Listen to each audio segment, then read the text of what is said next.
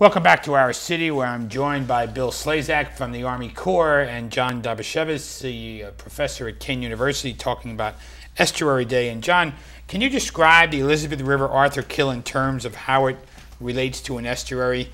And since you're a professor, maybe you can figure out or tell us what Arthur Kill means. Well, the word kill comes from the Dutch for a river, so it simply means a body of water. And we use that terminology a lot. Even in New York, you mentioned Peekskill. So the idea of using our heritage to name things sometimes confuses people.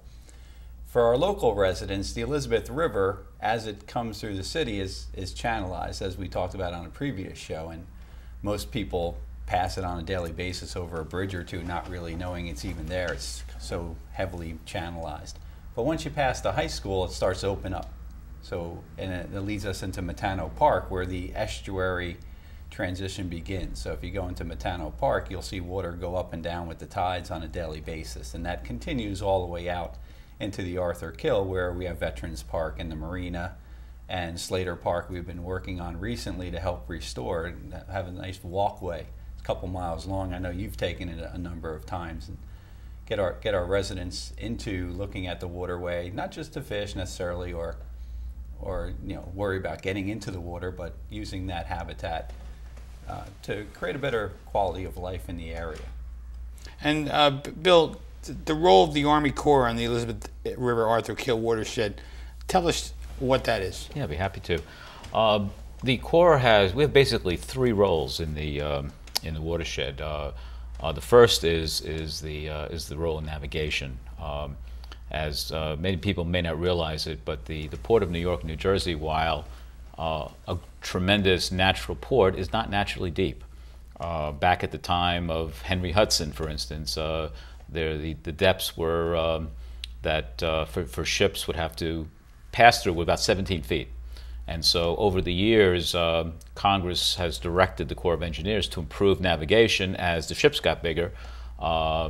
We're currently deepening navigation channels to 50 feet to accommodate the large container ships that come into the Port of New York and New Jersey, come into Port Elizabeth, which is the largest container facility on the East Coast, and which is critical to the regional economy here. We also have a role in terms of flood damage reduction. Here at the City of Elizabeth, we constructed a flood control project on the Elizabeth River that keeps residents from being flooded during times of heavy storms. And then finally, we also have a very important role in terms of environmental stewardship, principally in terms of restoring habitat within the estuary. And one of the real areas that we're very proud of is really the way of combining both the navigation component with restoration. One of the things that we do is use some of the material that we dredge in deepening the channels to restore habitats such as marshes. And also some of the rock material we use for reefs. So that's been a very important component of the deepening to ensure that all that material is used in some environmentally beneficial manner. Must be a big challenge to not only restore estuaries in the marshlands, but also maintain the commerce.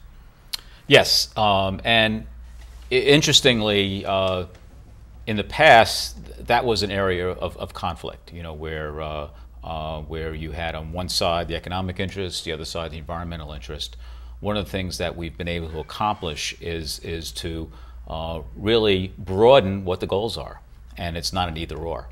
And we've had both the environmental agencies and organizations and the shipping interests buy into this concept of what we call a world-class harbor estuary, where we would have both first-class port, first-class navigation channels, but also a restored and enhanced estuary.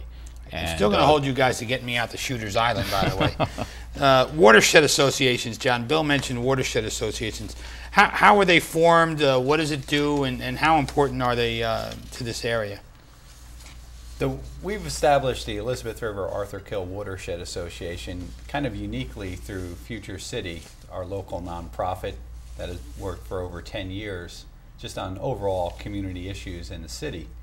And we went through a process by applying to the New Jersey Department of Environmental Protection. Not all watershed associations do that. So we set up a protocol for looking at areas we want to study and impartially evaluate. And one of them is water, obviously, but land use affects water, so we look at land use issues. And in the watershed, that goes into the air too. We look at air quality, noise issues. We're in a aerotropolis area where we have an airport that flies over. Last time I was at Slater Park, every couple of minutes I have to wait for an airplane to go by and then tell my students, hey, now it's time to talk again. So we look broadly at a lot of these issues, and with agencies like the Army Corps of Engineers, it allows us to partner and help fulfill the goals of creating that world-class estuary where we're not sacrificing anything to enhance the estuary. We look at issues like sustainability and stewardship seriously, that they're not environmental issues. Not a lot of people are going to spend a lot of time thinking about the environment just for the environment's sake, but looking at the environment, the culture, and the social aspects of the estuary, as well as the economic benefits. When we put all three of those together, then we're on our way to solving problems.